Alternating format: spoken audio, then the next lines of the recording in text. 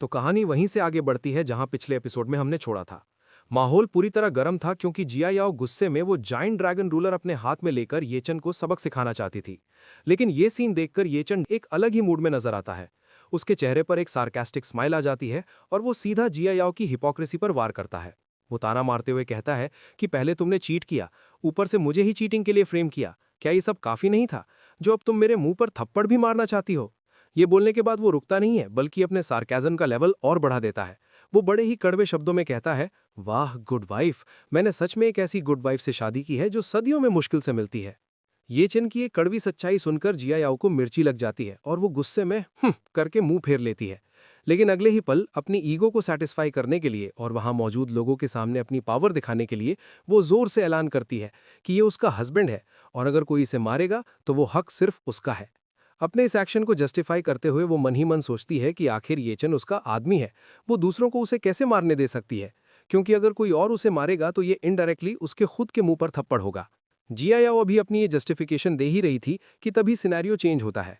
अचानक पास खड़ा शाओ जिये आगे लपकता है और बिना किसी वार्निंग के झटके से जिया याओ के हाथ से वो ड्रैगन रूलर छीन लेता है। उसका गुस्सा अब कंट्रोल से बाहर हो चुका था। वो लाल होकर येचन पर चिल्लाता है, येचन साले कुत्ते। हथियार हाथ में आते ही शाओ जिये का कॉन्फिडेंस आसमान छू लेता है और वो पूरी ताकत से येचन की तरफ बढ़ता है। वो धमकी देता है कि तेरी हिम्मत कैसे हुई मुझे मारने की, देख आज मैं तेरा चेहरा कैसे बिगाड़ता हूं। वो रूलर हवा में लहराते हुए येचन पर हमला कर देता है। लेकिन इससे पहले कि वो रूलर येचन को लगती, कहानी में एक ट्विस्ट आता है। येचन बिजली की तेजी से उसका हाथ हवा में ही पकड़ लेता है। इस पॉइंट पर शाओ जिये अभी कुछ समझ पाता या रिएक्ट कर पाता, उससे पहले ही येचन पलटवार करते हुए एक जोर का थप्पड़ सीधा शाओ जिये के मुंह पर जड़ देता है। ये थप्पड़ इतना जोरदार था कि शाओ जिये दर्द से चीख पड़ता है। ये नज़ारा देखकर वहां मौजूद सारे गेस्ट शॉक हो जाते हैं। किसी को यकीन नहीं होता कि वैंग फैमिली के घर जमाई ने सच में वैंग फैमिली के ही पोते पर हाथ उठा दिया। लोग आपस में फुसफुसाने लगते हैं कि ओ माय गॉड, ये क्या हो गया। अपने पोते को पिटते देख ओल्ड मैडम वैंग का गुस्सा हाई लेवल पर पहुंच जाता है। वो चीख पड़ती हैं, बास्टर्ड, तुझे अंदाजा भी है कि यहाँ कितने ब्यूरो चीफ्स और डायरेक्टर्स मौजूद हैं? वो येचन को कॉन्सिक्वेंसेज याद दिलाते हुए डराती हैं कि वो लोग तुझे यहीं स्पॉट पर अरेस्ट कर सकते हैं और जेल में डाल सकते हैं। इतनी बड़ी धमकी सुनने के बावजूद येचन बिल्कुल रिलैक्स खड़ा रहता है। वो बड़े ठंडे दिमाग से जवाब देता है कि मुझे लगता है यहाँ मौजूद सारे गेस्ट ने साफ साफ देखा होगा। वो वैंग शाओ जिये था जिसने पहले मुझ पर वेपन से अटैक किया। अपनी सफाई देते हुए वो क्लियर करता है कि मैं तो बस सेल्फ डिफेंस कर रहा था। तभी भीड़ में से एक गेस्ट आगे आता है और सिचुएशन को और कॉम्प्लिकेट करते हुए कहता है कि लेकिन तुमने अभी कहा था कि तुम वैंग फैमिली का जस्टिस मानने को तैयार हो, पर जब पनिश होने की बारी आई तो तुम अपनी बात से पलट गए। वो आदमी येचन को जज करते हुए सवाल उठाता है कि इतना अनरिलायबल होना क्या तुम्हें लगता है ये किसी मर्द को शोभा देता है? उसकी हाँ में हाँ मिलाते हुए बाकी गेस्ट्स भी बोल पड़ते हैं कि बिल्कुल सही, ये बंदा अपनी बात का पक्का नहीं है। इसी बात को आगे बढ़ाते हुए येचन उनकी बात काटता है और अपनी शर्त रखता है। वो कहता है कि मैं वैंग फैमिली का जस्टिस मानने के लिए तैयार हूं, लेकिन शर्त यह है कि मैंने कुछ गलत किया हो। ये सुनते ही ओल्ड मैडम वैंग गुस्से से फट पड़ती हैं और चिल्लाती हैं कि तुमने जिया याओ की पीठ पीछे बाहर औरतों को ढूंढा और मेरे पोते को भी पीटा, क्या ये काफी नहीं है? लेकिन ये बात सुनकर अब येचन का कंट्रोल खत्म हो जाता है। वो पूरी डिटर्मिनेशन के साथ सबके सामने सच्चाई रखता है कि इन 3 सालों में मैंने वैंग जिया याओ को पूरे दिल से चाहा है, कभी मेरा ध्यान इधर उधर नहीं भटका। फिर वो चिल्लाकर असली सच बाहर लाता है कि चीटिंग करने वाली तो आपकी पोती है। कल ही उसने जिया हुआ होटल में फैंग चाओ के साथ रूम लिया था। आप चाहे तो रूम रिकॉर्ड्स चेक करवा सकती हैं।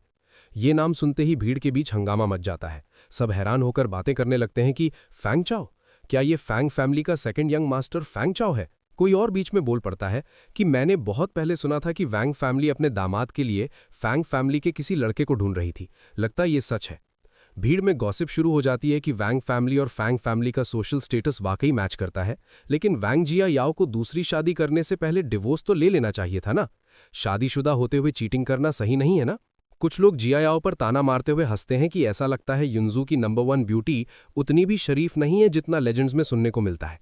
अपनी इज्जत उछलते देख जिया याओ घबरा जाती है और तुरंत कवर अप करने लगती है। वो ग्रैंडमा और सब लोगों से कहती है कि इसकी बकवास मत सुनिए, मैं कल फैंग चाओ से सिर्फ बिजनेस डिस्कस करने मिली थी। वो खुद को बचाने के लिए लॉजिक देती है कि आप सबको पता ही होगा कि हमारा डिंगचेंग रियल एस्टेट आजकल कैपिटल रेस कर रहा है, मैं बस यंग मास्टर फैंग के पास फाइनेंसिंग डिस्कस करने गई थी। जिया याओ के इस बात पर येचन तुरंत पलटवार करता है और सीधा सवाल पूछता है कि क्या बिजनेस डिस्कस करने के लिए तुम्हें होटल रूम लेने की जरूरत थी? क्या बात करने के लिए बाथरोब पहनना जरूरी था? वो भीड़ की तरफ इशारा करते हुए कहता है कि क्या तुमने यहां सबको बेवकूफ समझ रखा है? माहौल गर्मा ही रहा था कि तभी कुछ लोग दरवाजे की तरफ देखकर चिल्ला उठते हैं, अरे यंग मास्टर फैंग आ गए। एक और आदमी हंसता और कहता है, परफेक्ट टाइमिंग, शैतान का नाम लिया और शैतान हाजिर। फैंग चाओ वहां पहुंचता है और पूछता है कि यहाँ सबके साथ क्या चल रहा है। फैंग चाओ को देखते ही जिया याओ दौड़कर उसके पास जाती है और बेचारी बनने का नाटक करते हुए कहती है कि यंग मास्टर फैंग, हमारा ये घर जमाई जबरदस्ती मुझ पर इल्जाम लगा रहा है कि मेरा आपके साथ अफेयर चल रहा है। वो रिक्वेस्ट करते हुए उससे कहती है कि जल्दी से सबको बता दीजिए कि कल मैं सच में आपसे बिजनेस डिस्कस करने ही आई थी। जिया याओ की बात सुनकर फैंग चाओ मन ही मन गुस्से से उबल पड़ता है। वो सोचता है कि ये सॉफ्ट राइस खाने वाले बेकार आदमी ने सच में इतने लोगों के सामने मेरा और वैंग जिया याओ का मैटर खोल दिया। लेकिन ऊपर से शांत रहते हुए वो भीड़ को संभालता है और कहता है कि आप सब लोग प्लीज इस बेकार आदमी ये चन की बातों पर ध्यान मत दीजिए। जिया याओ और मैं इनोसेंट है। वो सफाई देते हुए बोलता है कि कल ये मेरे पास बस एक डॉक्यूमेंट डिलीवर करने आई थी। फिर वो पूरी अकड़ के साथ ये चन की तरफ मुड़ता है और चैलेंज करता है कि ये चन, तुम कह रहे हो कि मेरा जिया याओ के साथ अफेयर है, लेकिन क्या तुम्हारे पास कोई वीडियो या फोटो एविडेंस है? ये बोलते हुए वो मन ही मन खुश होता है क्योंकि उसे पता है सबूत मिट चुके हैं। वो सोचता है कि और जो एक रिकॉर्डिंग इसे प्रूव कर सकती थी वो मैंने अपने कनेक्शंस यूज करके डिलीट करवा दी है। वो कॉन्फिडेंट होकर सोचता है कि कल होटल में ये चन ने अपना फोन निकालकर फोटो या रिकॉर्डिंग नहीं की थी। वो देखना चाहता है कि ये live in sun in law आखिर कहना क्या चाहता है। अपनी बात को और स्ट्रांग करने के लिए फैंग चाओ सबके सामने एक नई कहानी बनाता है। वो कहता है कि दोस्तों, ये चन मेरे बारे में ये झूठी अफवाह एक्चुअली एक दूसरी वजह से फैला रहा है। वो ये चन की बेइज्जती करने के लिए बताता है कि शायद सबको नहीं पता, लेकिन वैंग फैमिली का ये घर जमाई पार्ट टाइम फूड डिलीवरी का काम भी करता है। फिर वो एक झूठा किस्सा सुनाता है कि कल मैंने कुछ खाना ऑर्डर किया था और इत्तेफाक से ये वही डिलीवरी बॉय निकला। भीड़ को अपनी तरफ करते हुए वो कहता है कि किसने सोचा था इसका एटीट्यूड इतना टेरेबल होगा। उसने मेरा ऑर्डर किया हुआ खाना जमीन पर फेंक दिया। वो बात खत्म करते हुए कहता है कि इसीलिए मैंने इसे 1 स्टार बैड रेटिंग दे दी। बस यही वजह है इसके गुस्से की। अपनी बात को साबित करने के लिए वो तुरंत भीड़ में माँ उनकी तरफ इशारा करता है और कहता है कि इत्तेफाक से तुवान तुवान डिलीवरी के एजेंट बॉस माँ भी यहीं मौजूद है। फिर वो बॉस माँ से कहता है कि बॉस माँ, जरा इसके कल के डिलीवरी रिकॉर्ड्स चेक कीजिए। ये सुनते ही बॉस माँ अपना फोन निकालते हैं और चेक करके कंफर्म करते हुए कहते हैं कि यंग मास्टर फैंग बिल्कुल सही कह रहे हैं, कल इसे सच में एक 1 स्टार बैड रेटिंग मिली थी।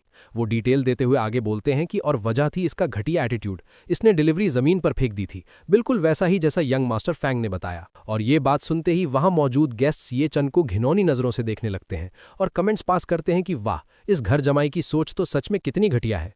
कोई और ऐड करता है कि सही बात है, नीचे लोग ऐसे ही होते हैं, बिल्कुल नाली के चूहों की तरह। तीसरा बंदा कंक्लूड करता है कि तो ये सब बैड रेटिंग का बदला था। सच में कितना लो क्लास इंसान है। सबकी बातें सुनकर ये चंद सीधा जिया याओ की तरफ देखता है और सवाल करता है कि मैंने वो डिलीवरी जमीन पर क्यों फेंकी थी, क्या तुम इस बात को एक्सप्लेन करने में मदद नहीं करोगी? लेकिन जिया याओ उस पे ही इल्जाम लगा देती है और कहती है कि ये इसलिए हुआ क्योंकि तुम अपने काम में मेहनती नहीं हो, तुम्हारी बर्दाश्त करने की क्षमता बहुत कमजोर है। और उसके मुंह से ये बात सुनकर ये चंद जोर जोर से हंसने लगता है। वो हंसते हुए ताना मारता है, वाह क्या बात है, काम में मेहनती नहीं, क्या बर्दाश्त करने की क्षमता है। फिर वो मन में अफसोस करता है कि ये चन, इस मतलबी औरत से तुम्हें अभी भी क्या उम्मीदें बची हैं। इसके बाद वो सीरियस होकर सबके सामने पूछता है कि तुम लोग कहते हो मैं बाहर औरतों को ढूंढ रहा हूं, क्या तुम्हारे पास कोई सबूत है? ये सुनते ही ओल्ड मैडम वैंग सवालिया नजरों से जिया याओ की तरफ देखती हैं, जिसके जवाब में जिया याओ डर के मारे अपना सर ना में हिला देती है। सबूत ना होने पर ओल्ड मैडम वैंग बात बदल देती हैं और कहती हैं कि चूंकि तुमने से किसी के पास सबूत नहीं है तो इस मैटर को यहीं खत्म करते हैं, लेकिन तुमने मेरे पोते को मारा, ये बात ऐसे ही खत्म नहीं की जा सकती। और ये बात सुन के ये चंद जवाब देता है कि उसने ल्यूवियन रेजिडेंशियल कम्युनिटी के एंट्रेंस पर मुझ पर चाकू से हमला किया था। वो लॉजिक देते हुए कहता है कि वहाँ कैमरेज लगे हैं और कम्युनिटी सिक्योरिटी भी गवाही दे सकती है। मैं कानून के दायरे में रहकर बस खुद को बचा रहा था। वो सीधा चैलेंज करता है कि अगर आप इस बात को आगे बढ़ाना चाहती हैं तो चलिए पुलिस को बुला लेते हैं। अगर मैं अंदर गया तो मैं गारंटी देता हूं कि वो भी बचकर नहीं निकल पाएगा। ये सुनकर ओल्ड मैडम वैंग तिलमिला उठती हैं और ताना मारती हैं कि ठीक है, 3 साल मेरी वैंग फैमिली की रोटियां तोड़कर तुम काफी काबिल हो गए हो। वो गुस्से में पूछती हैं कि मेरे पोते को मारने के बाद क्या अगला कदम मुझे मारने का है? लेकिन ये बात सुनकर ये चंद शांति से कहता है कि ओल्ड मैडम वैंग, मैंने हमेशा आपकी इज्जत की है।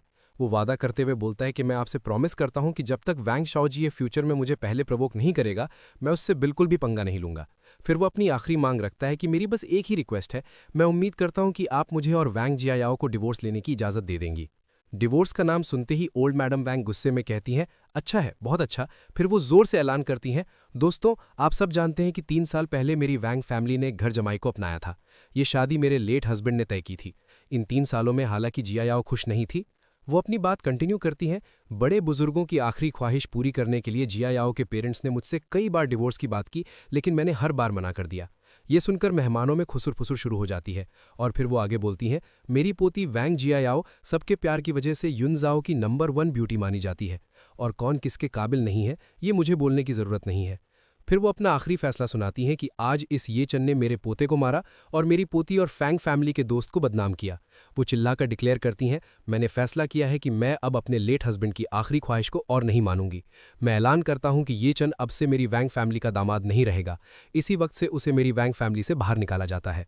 ये सुनते ही जी चियांग वेटर को ऑर्डर देता है, वेटर सेलिब्रेशन के लिए सबको ड्रिंक सर्व करो। और फिर उसके बाद माहौल बदल जाता है। वेटर सभी को वाइन सर्व करता है और जैसे कि एक्सपेक्टेड था, वोंग फैमिली के फैसले से खुश होकर सारे गेस्ट्स उन्हें बधाई देने लगते हैं। मुबारक हो ओल्ड मैडम वोंग, मुबारक हो जियायाओ। सब एक सुर में बोलते हैं और माहौल में गजीब सी खुशी छा जाती है। लोगों का कहना था, बधाई हो, एक बेकार इंसान से छुटकारा मिल गया। आखिरकार अब आप जियायाओ के लिए कोई बराबर का रिश्ता ढूंढ सकती हैं। उनकी बातों से साफ लग रहा था कि वो ये चन को कभी भी इस फैमिली का हिस्सा मानते ही नहीं थे। तभी इस सेलिब्रेशन के बीच वोंग जियायाओ की मां सू लान आगे आती हैं और अटेंशन ग्रैब करते हुए कहती हैं, आप सबका शुक्रिया। वैसे मैं सबको एक खुशखबरी देना चाहती हूँ। वो बड़े गर्व से कहती हैं, हमारी जिया याओ और ये चेन पिछले 3 सालों से अलग अलग सोए हैं। इसने हमारी जिया याओ का हाथ तक नहीं छुआ है। और बात को और क्लियर करते हुए वो जोर देकर कहती हैं, जिया याओ अभी तक वर्जिन है। इस पॉइंट पर अपनी माँ की ये बात सुनकर जिया याओ शर्म से लाल हो जाती है, मॉम। लेकिन ये बात सुनकर ये चन मन ही मन सोचता है कि ये और कुछ नहीं, बस बिजनेस है। वो एनालाइज करता है, ये वोंग जिया याओ की चॉइस है, फैमिली द्वारा किसी सामान की तरह आंका जाना, ताकि आखिर में सबसे ज्यादा बोली लगाने वाला उसे खरीद सके। मतलब साफ था, उसकी वर्जिनिटी का ढिंडोरा पीट कर वो उसका मार्केट वैल्यू बढ़ा रहे थे। इसके बाद ये चन भी वहां रखा एक वाइन ग्लास उठा लेता है, लेकिन पीने के लिए नहीं। वो ग्लास जिया याओ की तरफ बढ़ाते हुए एक आखिरी सार्केस्टिक कमेंट पास करता और कहता है, वोंग जिया याओ, तुम्हें मुबारक हो। आखिरकार तुम अपने लिए एक ऐसा मर्द ढूंढ सकती हो जो तुम्हारे बराबर का हो। और ये बात सुन के जिया याओ अपनी पुरानी अकड़ में वापस आ जाती है। उसे लगता है कि ये चन अभी भी उसके हाथ से निकलने से डर रहा है, इसलिए वो अकड़ कर कहती है, अगर तुम अभी घुटने टेको और मुझसे भीख मांगो तो शायद मैं दादी से रिक्वेस्ट करूंगी कि फिलहाल तुम्हें डिवोर्स ना दें। उसकी ये बात सुनकर ये चेन गुस्से और नफरत से भरा जवाब देता है। वो उसकी गलतफहमी दूर करते हुए कहता है, तुमने मुझे धोखा दिया और उल्टा चाहती हो कि मैं घुटने टेक कर तुमसे भीख मांगू। बात घूम फिरकर यहीं आ जाती है कि ये चेन की नजर में अब जिया याओ की कोई इज्जत नहीं बची थी। और फिर वो वाइन ग्लास को पलटकर सारी शराब जमीन पर बहा देता है, जो कि एक सीधा अपमान था, और आगे कहता है, तुम इस काबिल नहीं हो। और दोस्तों, इसी जबरदस्त सीन और ये चैन के इस फाइनल रिजेक्शन के साथ ये चैप्टर यहीं पर खत्म होता है। मिलते हैं अगले एपिसोड में, तब तक के लिए बाय बाय।